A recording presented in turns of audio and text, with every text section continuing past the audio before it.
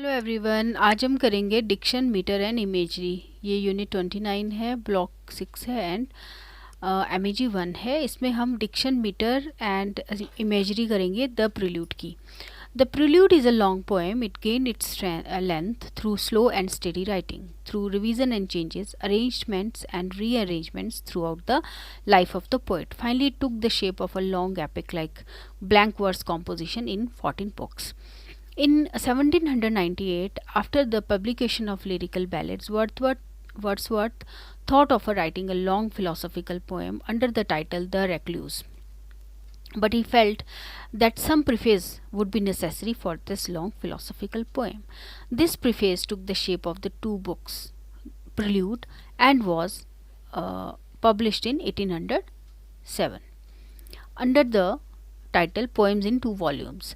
Then it was a long story of working and reworking on the poem until it was revised for the last time in 1839.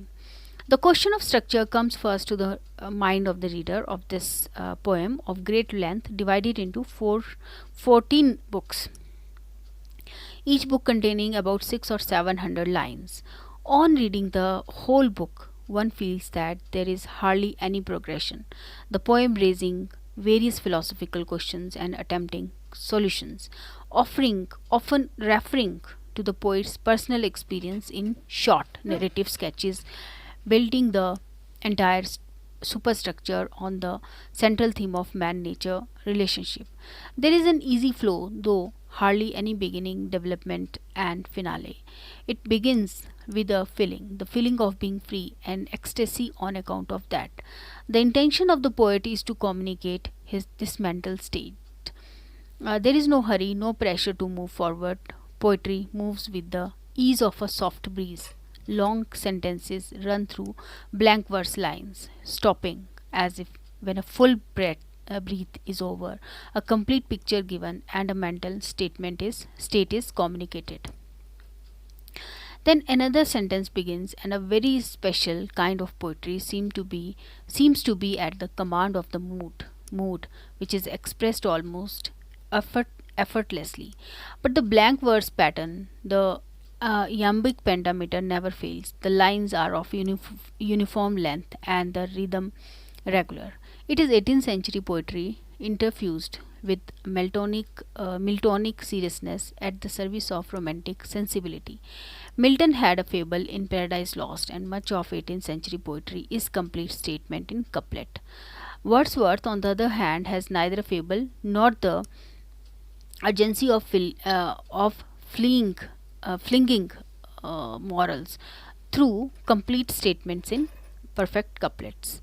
Yet Wordsworth, in his diction and intention, is closer to the age preceding his than the one in which he lived, or the one that followed his.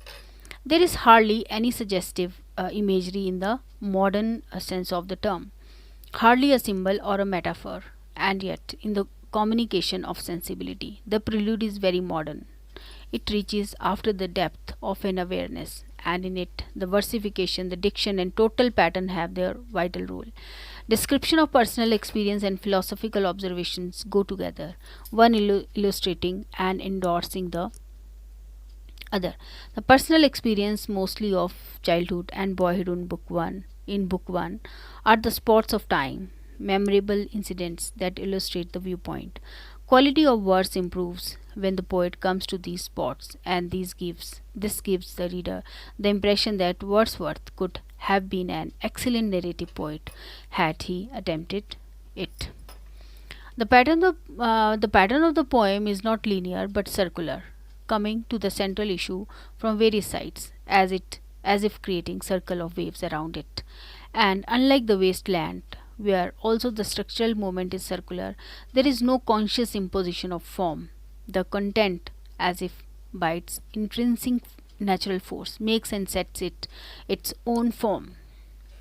There is much truth in Matthew Arnold's assertion that Wordsworth poetry, when he is at his best, is inevitable as nature herself.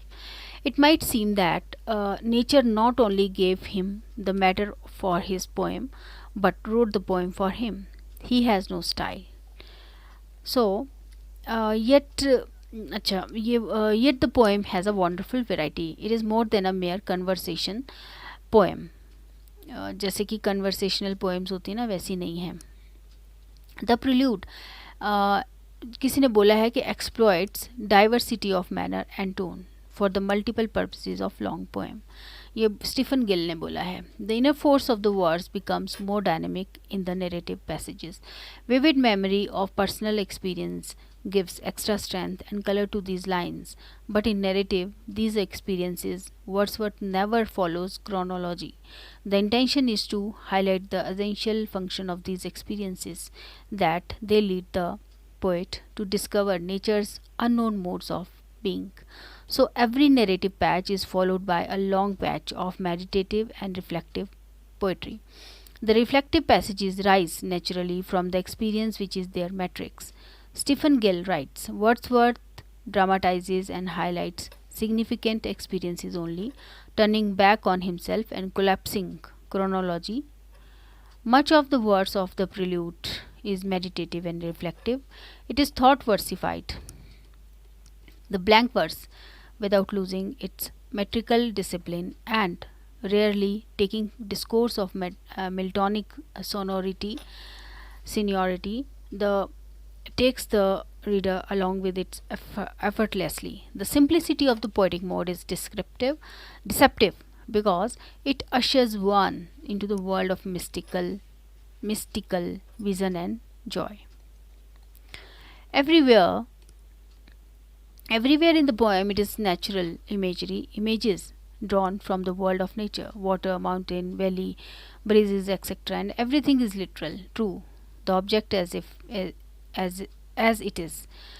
The poet remembers his childhood experiences, and in that connection come the names of the objects of nature that exist most literally in the poem as part of the poet's physical existence. But at the same time, each image dissolves into a symbol of the poet's spiritual relationship with nature and the joy he derives therefrom.